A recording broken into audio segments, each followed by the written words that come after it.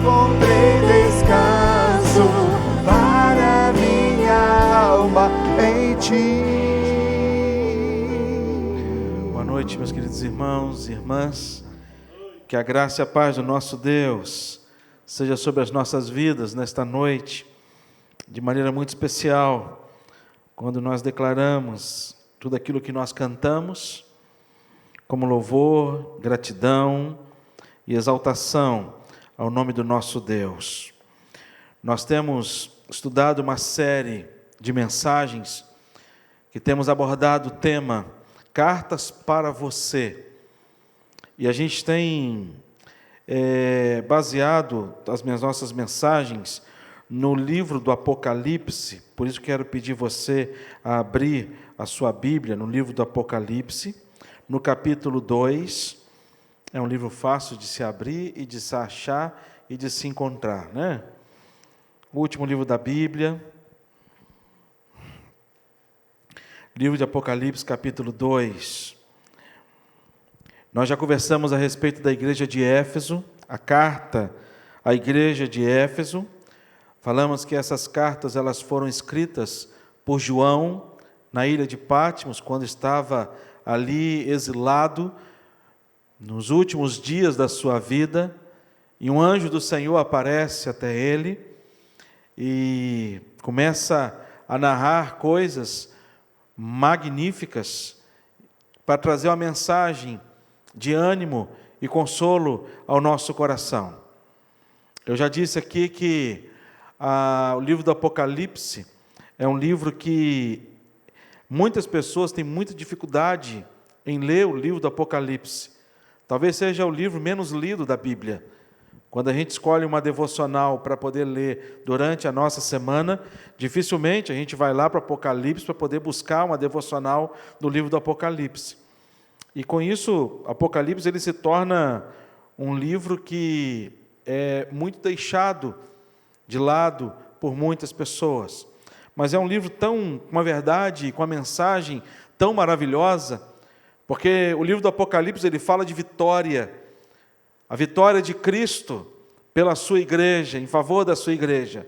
Ele fala de uma igreja vitoriosa, ele fala de uma igreja que, embora passar por muitas lutas, mas uma igreja que o que reserva para esta igreja de Jesus Cristo é a vitória e a vida eterna em Cristo Jesus. Por isso quero convidar você, no capítulo 2, versículos 12 a 17, carta à igreja em Pérgamo, que diz assim a palavra do Senhor. O anjo da igreja em Pérgamo escreve: essas coisas diz aquele que tem a espada afiada de 2 gumes. Conheço o lugar em que habitas, onde está o trono de Satanás, e que conservas o meu nome e não negaste a minha fé. Ainda nos dias de Antipas, minha testemunha, meu fiel, o qual foi morto entre vós, onde Satanás habita. Tenho, todavia, contra ti algumas coisas, pois que tens aí os que sustentam a doutrina de Balaão, o qual ensinava a Balaque a armar ciladas diante dos filhos de Israel, para comerem coisas sacrificadas aos ídolos e praticarem a prostituição. Outro sim, também tu tens o que, da mesma forma, sustentam a doutrina dos nicolaítas. Portanto, arrepende-te, e se não, venho a ti sem demora, e contra eles pelejarei com a espada da minha boca. Quem tem ouvidos, ouça o que o Espírito diz às igrejas. Ao vencedor, dar-lhe-ei o maná escondido, bem como lhe darei uma pedrinha branca, e sobre essa pedrinha é escrito um novo nome, o qual ninguém conhece, exceto aquele que o recebe. Vamos orar mais uma vez. Pai, de maneira muito especial, suplicamos que o Senhor fale ao nosso coração, através desta porção da Tua palavra que já foi lida e explicada, que já foi lida e trago para a gente, ó Pai, esta palavra, foi trazida através do teu servo João, e ele explicou para a gente, através de todo o livro do Apocalipse, tudo aquilo que o Senhor haveria de relatar para cada um de nós. Pedimos que esta palavra, Deus, faça morada no nosso coração e que seja alimento para a nossa alma, para o nosso fortalecimento, para a nossa edificação e para a nossa correção, em nome de Jesus. Amém. Amém. Quando a gente olha para esse texto e esta carta, a carta à igreja de Pérgamo, o apóstolo João, ele traz aqui um ensinamento tão importante, que ele nos remete ao passado, ele nos remete ao tempo em que Moisés conduzia o povo durante o deserto, a caminho da terra prometida. E é impressionante que no texto é como se Jesus estivesse falando para essa igreja: puxa vida, vocês não aprendem com os erros passados?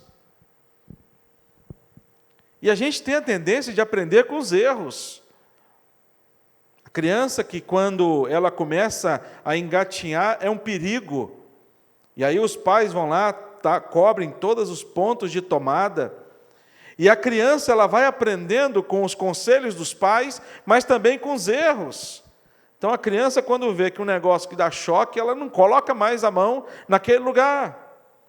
Quando uma pessoa ultrapassa um carro numa faixa proibida de ultrapassagem, e a polícia, então, vendo, para o motorista, faz a autuação, e da viagem para frente ele vai ficar mais, assim, calmo, né?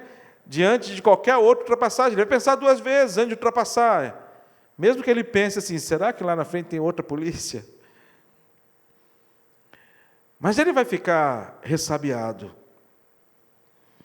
E por que eu estou dizendo isso? Essa carta aqui, Jesus Cristo, ele traz para a gente 2 figuras. E ele fala, olha, no versículo 14, ele vai dizer: todavia, tenho contra ti algumas coisas, pois tens aí o que sustenta a doutrina de Balaão. E aí eu quero que você coloque a mão na sua Bíblia, no livro de Apocalipse, e vai para Números capítulo 22. E aí você vai entender por que Jesus está dizendo esta palavra a esta igreja. Como que eles não aprenderam com a história. E quando a gente olha para isso, a gente vai perceber que nesse texto, quando no versículo 20, capítulo 22 em diante, ele vai dizer: olha, tendo partido os filhos de Israel, acamparam-se nas campinas de Moabe, além do Jordão, na altura de Jericó. Veio, pois, Balaque, filho de Zippor, tudo o que Israel fizera aos amorreus. Moabe teve grande medo deste povo, porque era muito, e andava angustiado por causa dos filhos de Israel. Pelo que Moabe disse aos anciãos dos midianitas: agora, pois, lamberá essa multidão tudo quanto houver ao redor de nós, como o boi lambe a erva do campo. Balaque, filho de Zippor, naquele tempo era rei dos Moabitas.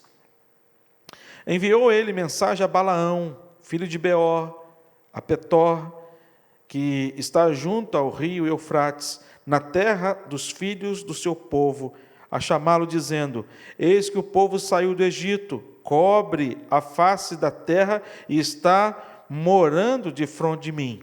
Vem, pois, agora, rogo-te, amaldiçoa-me este povo, pois é mais poderoso que eu, para ver se o poderei ferir e lançar fora da terra, porque sei que a quem tu abençoares será abençoado, e a quem amaldiçoares será amaldiçoado. É uma história que você pode ler em casa, é uma história que aqui Jesus Cristo ele vai referir a esta igreja.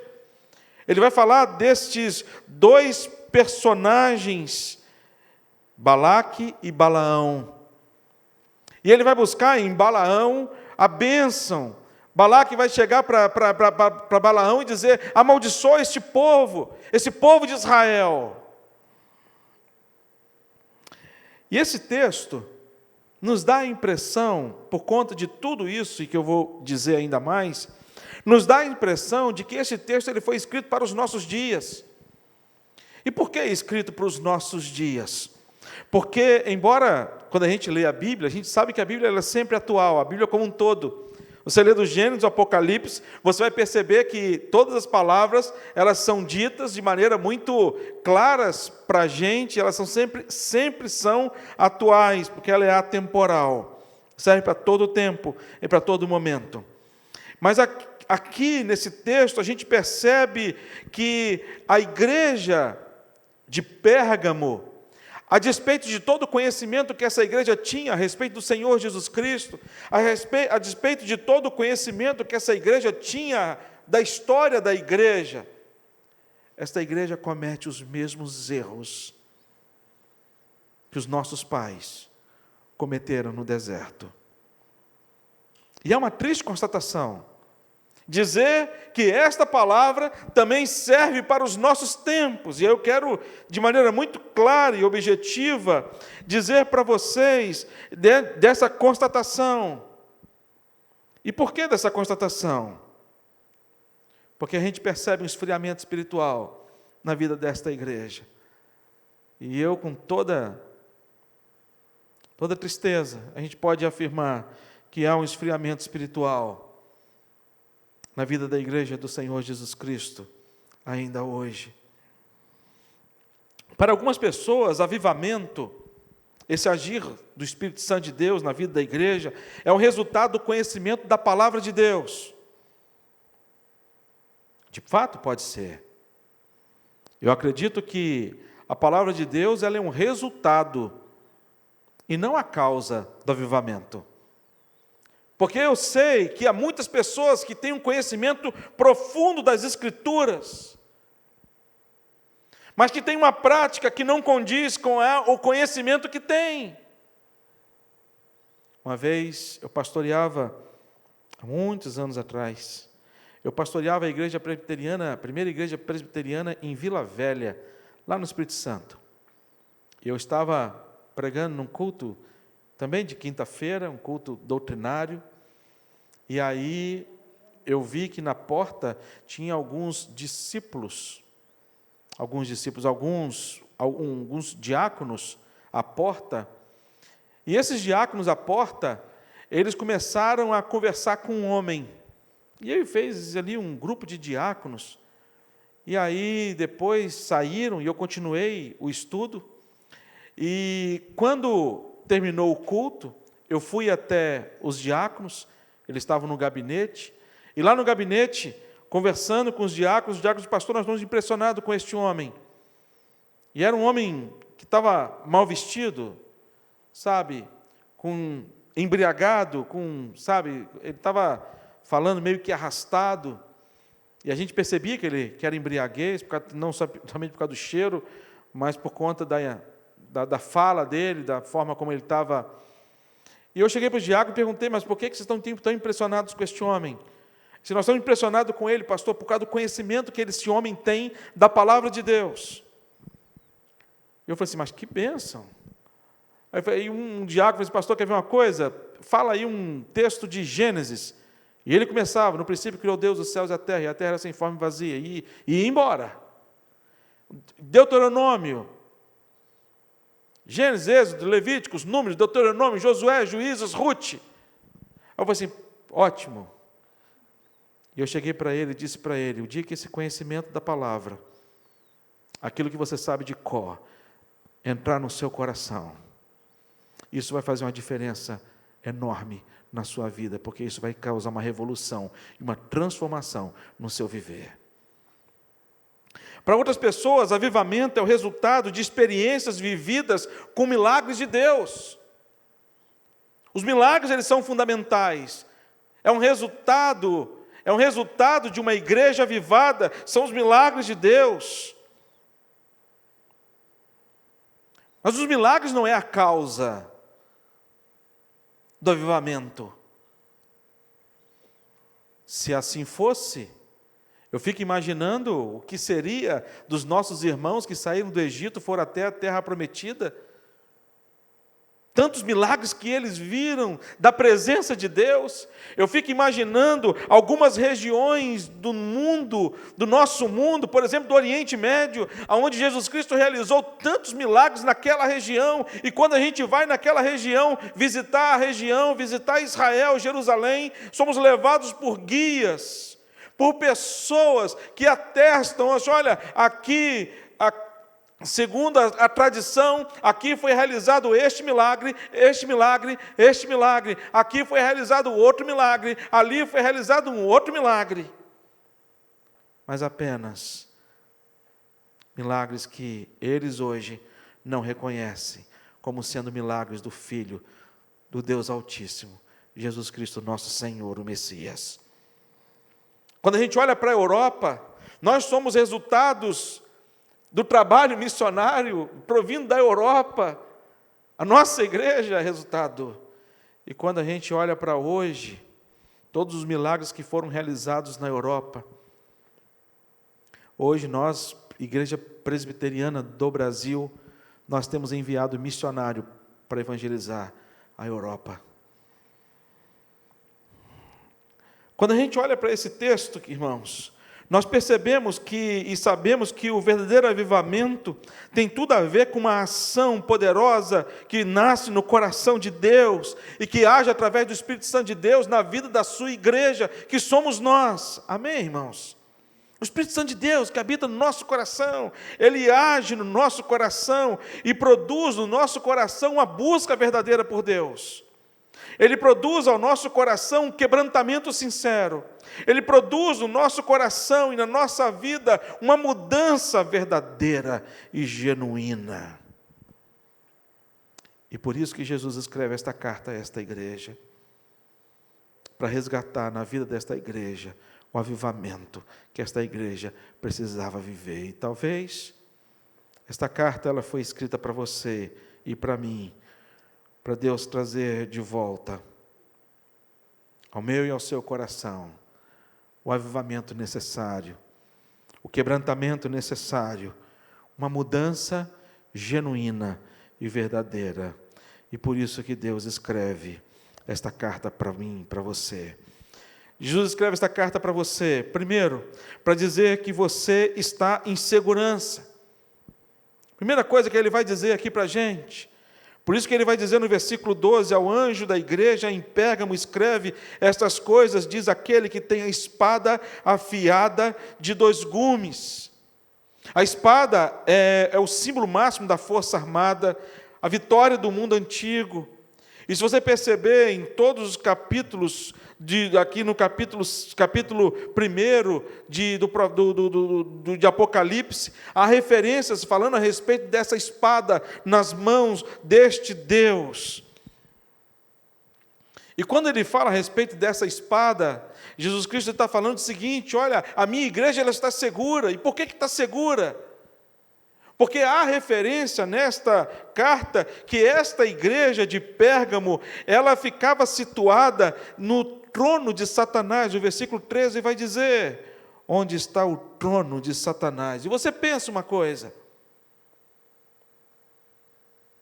se essa cidade é o trono de Satanás, sobre essa cidade existe um senhorio, e esse senhorio não é Deus, porque Deus ele foi destronado dessa cidade e lá pertence. Aí você pode me dizer, mas pastor, será que Satanás só age lá? De maneira alguma. Quando nós vemos em João capítulo 14, versículo 30, ele vai dizer que Satanás ele é o príncipe do mundo inteiro. A gente vai aprender em 2 Coríntios capítulo 4, versículo 4, que o Deus desse século cegou o entendimento dos incrédulos. A gente vai aprender em capítulo 12 do próprio Apocalipse, que Satanás é o sedutor de todo mundo. Mas a respeito desta cidade, aonde tem o trono de Satanás, Jesus diz a essa igreja que pertence a essa cidade: olha, estas coisas diz aquele que tem a espada afiada de 2 gumes. Apesar da referência de Satanás ter o seu trono na cidade de Pérgamo, Jesus envia uma mensagem para a sua igreja, dizendo para a sua igreja: olha, vocês servem um Deus que é invencível. Segunda coisa que ele fala: vocês servem um Deus que tem a arma mais poderosa. Não é apenas invencível, mas um Deus que está armado. E esta arma, ela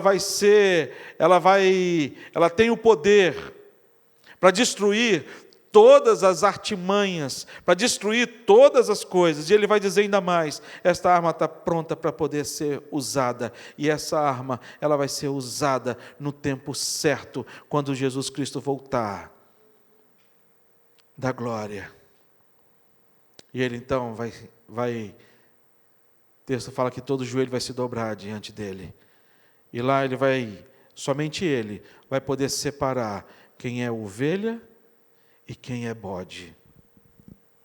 E para essas ovelhas, que é a igreja do Senhor Jesus Cristo, ele vai dizer: vinde benditos. Ele está dizendo a respeito de uma igreja que foi protegida por Jesus Cristo. Uma igreja que foi comprada, lavada e remida diante de uma batalha gigante. A ponto de Jesus, depois que cumpriu a sua missão, ele volta ao Pai para poder prestar relatório.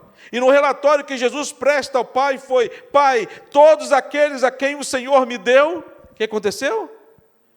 Nenhum se perdeu, exceto o filho da perdição. Por isso, para ele, não existe batalha que não pode ser vencida, porque ele já venceu na cruz do Calvário, por mim e por você, em nome de Jesus. Sabe? Por isso que a gente pode dizer e afirmar, como o salmista, ele afirmou no Salmo de número 23, o Senhor é meu pastor, nada. Por isso que o apóstolo Paulo vai dizer isso aos Romanos, no capítulo 8, quem vai nos separar do amor de Cristo? Vai ser tribulação, angústia, perseguição, fome, nudez. E ele vai dizer: nada pode nos separar. Sabe por que nada pode nos separar? Porque nós temos um Deus que pode todas as coisas. Nós temos um Deus que podemos encontrar nele a segurança diante de todos os momentos que a gente estiver vivendo, inclusive nesse momento de pandemia. Ainda assim, podemos confiar no nosso Deus. A segunda coisa que a gente aprende nesse texto é que Jesus vai chamar a atenção desta igreja pelo tema que eu já disse no início dessa mensagem. Jesus escreve uma carta para mim e para você. E eu disse para vocês que essa carta, ela é uma carta que parece que é uma carta escrita para os nossos dias atuais.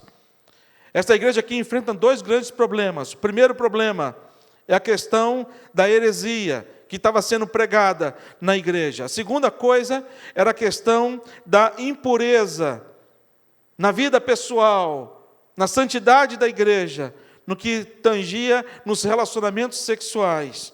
E aí ele vai trazer trazer para a gente uma mensagem. Ele vai dizer para a gente, em segundo lugar, que Jesus escreve esta carta para você e para mim, para te dizer e me dizer, para que a gente possa ter cuidado com as armadilhas já conhecidas de Satanás. Que armadilhas são essas? Entre o versículo 13 e o versículo 15, eu vou só pensar a parte do texto. Ele vai dizer: ainda nos dias de Antipas, minha testemunha, meu fiel, o qual foi morto entre vós, onde Satanás habita. Ele fala de uma morte de Antipas. Quem era Antipas? Antipas foi pastor desta igreja, segundo a tradição. Pastor nomeado pelo próprio João. João, que escreve esta carta, deixa Antipas no seu lugar pastoreando esta igreja. E Antipas então é levado a este trono de Satanás, que era lá haviam vários templos a diversos deuses. E lá em Pérgamo havia o templo aonde César ele era adorado. O imperador era adorado. E todas as pessoas tinham que chegar diante de todas as autoridades, e as autoridades perguntavam: quem é seu senhor? E eles tinham que responder: o meu Senhor é César. E os cristãos não respondiam que o meu Senhor é César. Os cristãos respondiam: eu tenho outro Senhor, que não é César, mas o meu Senhor tem outro nome, chama-se Jesus Cristo. E com isso, muitos eram mortos por conta de defender esta fé. Então, Antipas ele foi levado. E você percebe que há uma referência muito linda a respeito desta igreja, que ele vai dizer o seguinte: olha, o meu nome vocês não negaram. Esta igreja de Pérgamo era uma igreja que, apesar de todo o sofrimento, apesar de todas as mortes, apesar de todas as coisas, mas era uma igreja que não negava a fé em Jesus Cristo. Era uma igreja firme. Bom, se ela não vai pela morte, se ela não nega Jesus Cristo pela morte, precisamos arrumar uma outra forma para que esta igreja possa negar a Jesus Cristo. E qual foi a forma que ele escolheu? O prazer. Preciso destruir a igreja. A perseguição, ela não destrói a igreja. A perseguição, ela não acaba com a igreja. Pelo contrário, quando a gente olha para a igreja de Atos dos Apóstolos, a gente percebe uma igreja crescente. Uma igreja que, diante do primeiro sermão de Pedro, 3.000 aproximadamente se converteram. E eram contados apenas os homens, fora as mulheres e as crianças. E depois você vai perceber na igreja de Atos dos Apóstolos um crescente de número, a despeito de toda a perseguição sangrenta que essa igreja passou. A perseguição não acaba com a igreja, mas existe uma coisa que acaba com a igreja e que destrói a igreja. Chama-se pecado. Pecado destrói, porque o pecado ele nos distancia de Deus. E aí ele vai trazer, Jesus vai trazer uma palavra para esta igreja: olha, vocês foram enganados com a mesma forma como Balaque pediu a Balaão que enganasse a igreja, o povo de Israel, aliás. O texto que nós lemos, lá de Números, capítulo 22, fala que Balaque, ele pediu a Balaão que amaldiçoasse o povo de Israel. E Balaão disse para Balaque: olha, eu não posso. Balaão ele consulta a Deus e Deus fala para ele: olha, em maneira nenhuma, esse povo não pode ser amaldiçoado, porque este povo ele é abençoado. Tem um termo, sabe? Este povo não pode, versículo 6. Ele vai falar a respeito disso. Assim, é impossível amaldiçoar esse povo, porque Deus falou para não amaldiçoar, porque este povo é abençoado. Então, Balaão chegou para Balaque e falou assim: olha, tem outra forma de acabar com esse povo. Se você não pode amaldiçoá-lo, você pode tentar este povo e induzir este povo ao pecado. No entanto, que no versículo 25, capítulo 25 de Números, ele vai dizer: habitando Israel em Sitim, começou o povo a prostituir-se com as filhas dos moabitas, e estas convidaram o povo aos sacrifícios dos seus deuses, e o povo comeu e inclinou aos deuses dela. Qual foi a forma que ele utilizou para poder distanciar o povo de Israel de Deus? Seduzindo ao povo ao erro. É o que Satanás faz. E ele é expert nessa área. Ele é fera nessa área. E é uma luta desproporcional. A nossa luta contra ele é uma luta desproporcional. E por isso que Jesus vai dizer para mim e para você: tenha cuidado com as armadilhas de Satanás. É para todos nós. Ele lança cada dia para a gente. Ele pensou, não vamos aparentar para o povo de Israel como alguém mau, não vamos destruir o povo de Israel, não vamos para a batalha. Vamos apresentar para eles coisas que eles gostam, que dá prazer para eles. É assim que Satanás age nas nossas vidas. Mas eu quero dizer uma coisa para você, a gente sempre vai ter um Deus que vai estar com uma espada na mão. E quando a gente fala da espada, a gente fala assim, puxa vida, pastor, mas essa espada dá medo, porque essa espada tende a dizer o seguinte, olha, Deus está olhando, Jesus está olhando para a sua igreja pecou, Jesus vai fazer o que com essa espada? Mandar a espada. Vai descer a espada na gente. Como se Jesus estivesse declarando juízo sobre a vida da sua igreja, e não é. Quando no versículo 16, ele vai dizer para a gente, olha, portanto arrepende, e se não, venho a ti, sem demora. Aquele que tem a espada na mão, arrepende, senão eu vou vir até você, com a espada na mão. Para quê? O versículo continua. Contra eles, e pelejarei com a espada na minha boca. Deus vai pelejar contra quem? Contra a igreja? Não. Deus vai pelejar contra aqueles, contra Satanás, que tende a cada dia enviar os seus anjos para poder, tirar a gente do caminho do Senhor. Por isso que eu disse lá no início da minha mensagem, como que a gente aprende com os erros? Como que quando eu era mais novo, eu ficava lendo as histórias do povo de Israel no Antigo Testamento, eu falei assim, gente, o povo viu o maná cair do céu.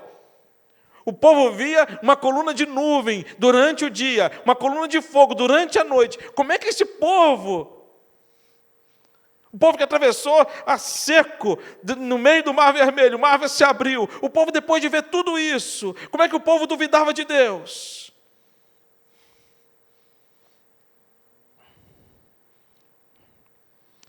E quando eu enfrentei uma situação difícil,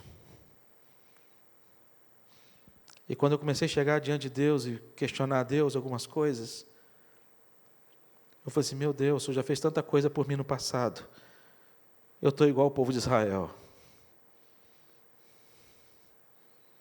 Mas do povo de Israel tiveram apenas dois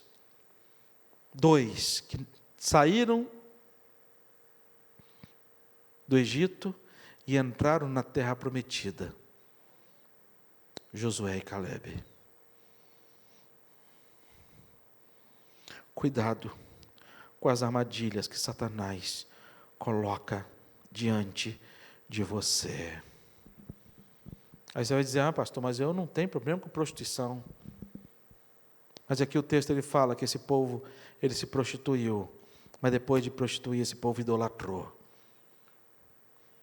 Esse povo se esquece de Deus, e toda vez que nós nos esquecemos de Deus, todas as vezes que nós colocamos alguma pessoa ou alguma coisa no lugar de Deus, nós estamos tirando Deus do centro da nossa vida, da nossa existência. E o chamado aqui, abre o teu olho. Você que está em casa, abre o teu olho. Fica atento às armadilhas de Satanás. E quando você perceber que Satanás está colocando armadilhas na sua vida, seja lá em qual área for, se ajoelha e clama o sangue de Jesus sobre a sua vida, porque o sangue de Jesus tem poder. O texto não para aí, o texto não acaba aí. Jesus escreve uma carta para mim, para você, sabe para dizer o quê? Sempre há tempo para arrependimento. Por isso o versículo que nós já lemos, eu quero reler novamente para vocês, ele vai dizer, portanto, arrepende-te. Arrepende-te. Ainda há tempo para a gente se arrepender. E a gente para e pergunta, mas espera aí, o que Deus pode nos perdoar? quando eu era adolescente e me converti, eu comecei um trabalho na minha escola chamado Alunos de Cristo. Alunos de Cristo. Na hora do recreio. E aí eu começava todos os dias, na igreja lá tinha um auditório, e nesse auditório eu pude poder fazer os Alunos de Cristo, lá no Ateneu Cachoeirense, lá em Cachoeiro, Itapemirim. Quem é dono da escola era o reverendo Jader Gomes Coelho, ele era um pastorzão, ele era meu pastor, e eu pedi autorização para ele, eu falei assim, Deus, pode começar. Eu comecei os Alunos de Cristo, e aí o recreio era de 10 minutos, aí eu cheguei para ele e falei assim, Rev, está muito curto, 10 minutos é pouco tempo para poder fazer os Alunos de Cristo, assim, então chamou a doutora Isis, que era a diretora, disse, olha, aumenta o recreio de 10 para 15 minutos. Olha, eu virei o rei da escola, certo? Você imagina, aumentar o recreio para a turma. Assim, quem foi? Foi o Davis, olha que benção. Né? Eu passei a ser muito querido lá na escola, por todos, por conta disso. E aí dava um tempo maior para poder fazer os Alunos de Cristo. Mas eu estudava a Bíblia com meu pai, para poder dar o estudo na hora do recreio na minha escola. E uma vez eu estava fazendo uma semana, cada semana falava sobre um tema. E nessa semana eu estava falando sobre perdão. E aí eu falei sobre o perdão de Deus. E aí bateu o sinal, o pessoal começou a sair, e eu vi que ficou um casal no meio do auditório. E eu guardando violão, eu tocava, viu, Paulo? Nos galhos secos, Mi menor, Dó, Ré, né? Aquela caixa de som, eu queria ter comprado aquela caixa de som, porque aquela caixa de som devia ser abençoada. Era ungida, cara, que minha voz saía legal, sabe, daquela caixa. E aí, eu fui até o meio da turma, no meio do auditório, pedi o pessoal, as meninas que me ajudavam, pedi para subir também, falar com a professora que eu já estava indo.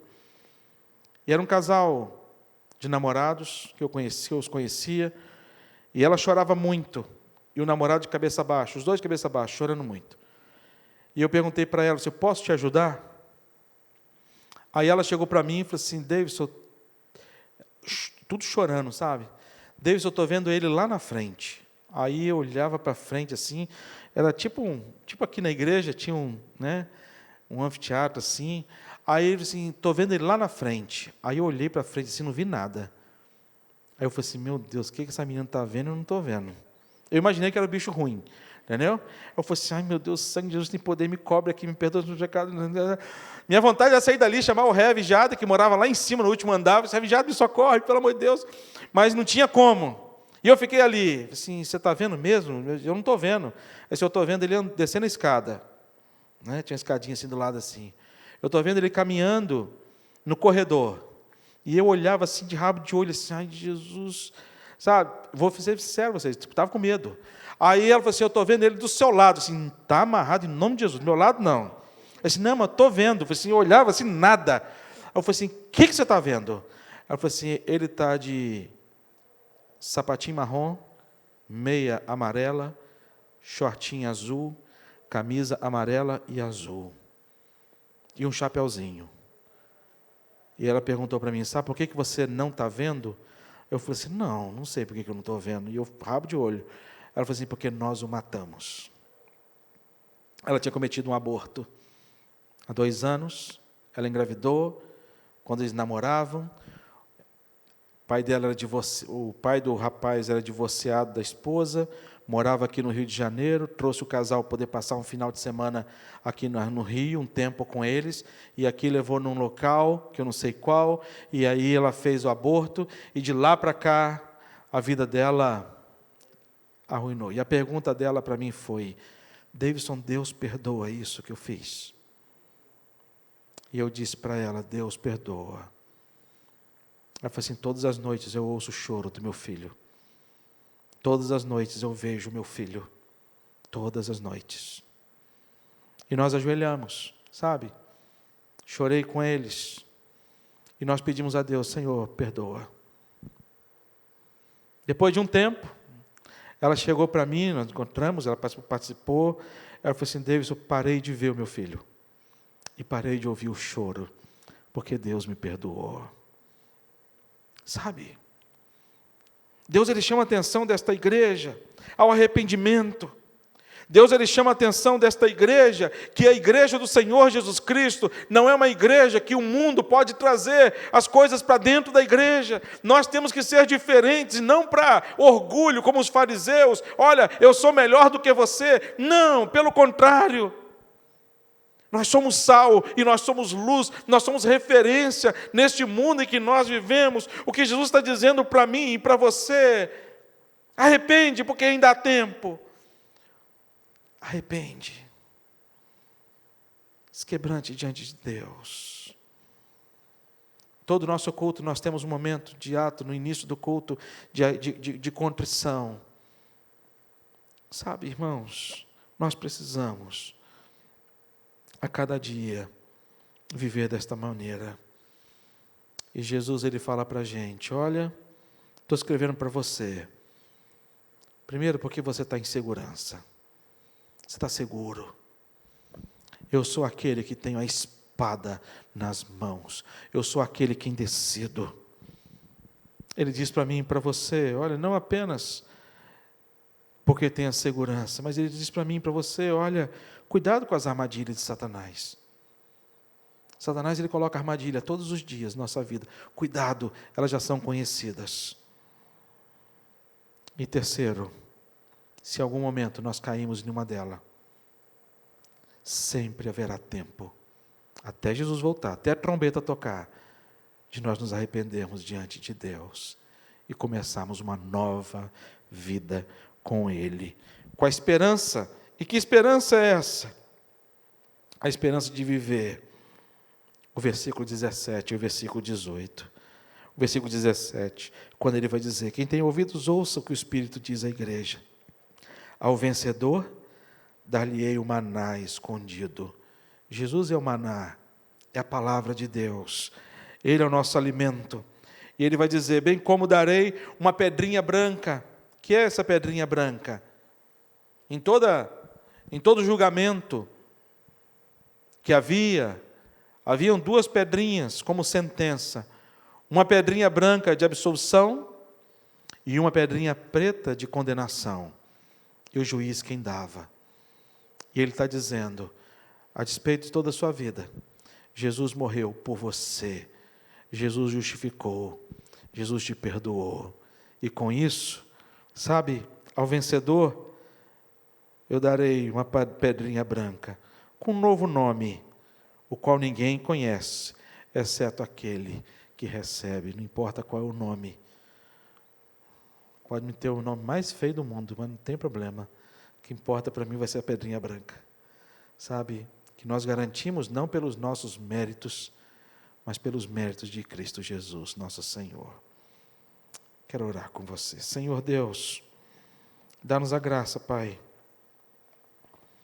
de sermos uma igreja que possa viver, Pai, desta forma e desta maneira.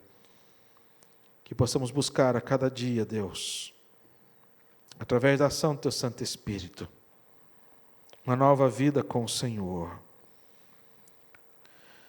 Pai amado, revista a gente, Pai, com Teu Santo Espírito.